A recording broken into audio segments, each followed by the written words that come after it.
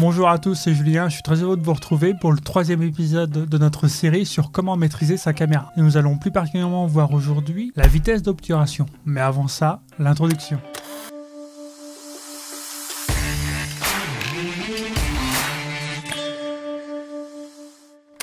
Si vous aimez le monde de la photo et de la vidéo, n'hésitez pas à vous abonner à cette chaîne et à activer la cloche pour ne pas louper les prochaines sorties.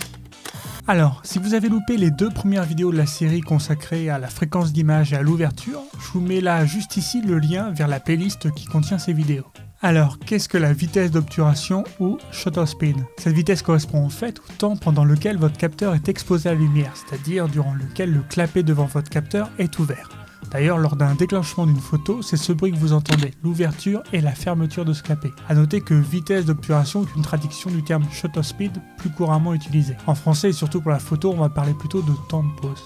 Le premier impact du shutter speed, c'est votre exposition. En effet, plus le clapet reste longtemps ouvert, plus il y a de lumière qui va entrer. Donc si vous avez une vitesse d'obturation très lente ou temps de pause très long, alors vous allez laisser rentrer plus de lumière. C'est la conséquence principale de votre réglage de la vitesse d'obturation. Mais cela concerne surtout la photo en fait.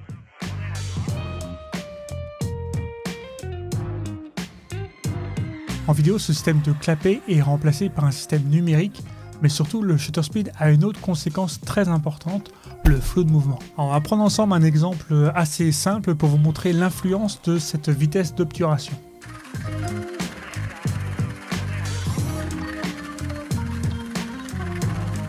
Donc avec une vitesse lente, vous avez beaucoup de flot de mouvement, contrairement à une vitesse élevée. Je vous mets d'ailleurs des images en pause côte à côte pour bien que vous vous rendiez compte de la différence. Tout comme lors de la vidéo sur l'ouverture, choisir entre telle et telle vitesse doit servir votre histoire, transmettre le message que vous voulez voir passer à travers votre plan.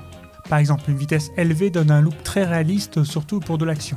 Pour tout ce qui concerne les plans dits normaux, il y a une sorte de règle d'or en fait, dont vous avez sans doute déjà entendu parler je pense. Votre shutter speed doit être le double de votre fréquence d'image. Par exemple, si vous filmez à 25 images secondes, votre shutter speed doit être réglé à 1/50 de seconde. Cette règle va vous donner un rendu assez naturel et très proche de l'œil humain.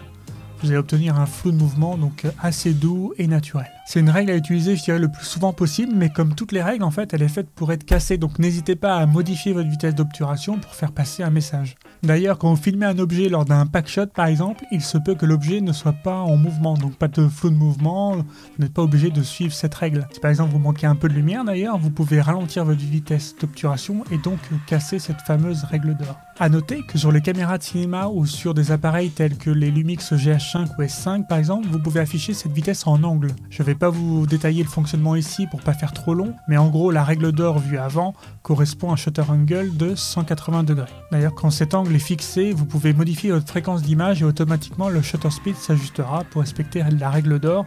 C'est assez pratique.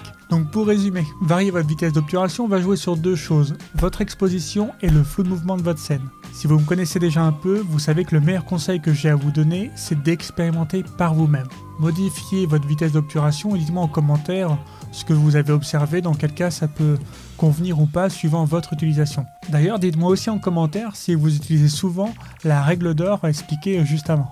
Et si vous avez aimé cette vidéo, n'hésitez pas à lâcher un pouce bleu, ça fait toujours plaisir et ça aide la chaîne à grandir. Et puis si vous ne voulez pas louper la prochaine vidéo de la série consacrée aux ISO, activez la cloche pour avoir la notification. En attendant, prenez soin de vous et à bientôt.